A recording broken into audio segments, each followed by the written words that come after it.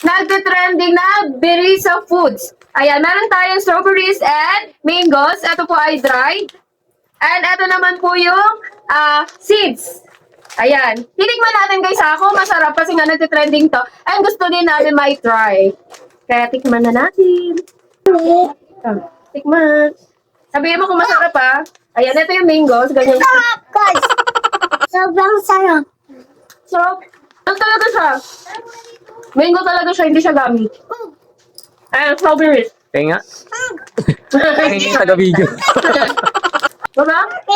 Try natin strawberries. Sakit na na. Tapos sobi nakain ko. Stop. Sakit Ikaw na mango. Kaya nga. Di makaintay po yung taga-video. Sarap, di ba? Ito, 100 grams lang. Gaano bale? Nasa 100 plus lang. Wala pang 150. Bale, titikman lang kasi muna natin kung masarap. Ayan, totoong strawberries pa ha. May mga seeds pa. O, yung isa. Berisa Foods yan ha. Medyo malaki strawberries.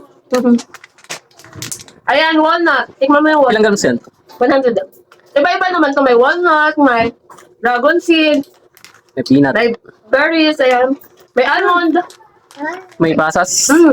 Yan. May Ano yan? wala talaga strawberries. Ayan, meron ding cashew. Sarap.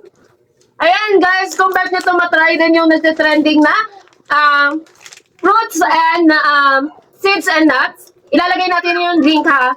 Ayan, sure ako na mapapaulit kayo ng bilhin nito kasi masarap talaga once na na-try nyo. Ayan, kaya check out nyo na yan.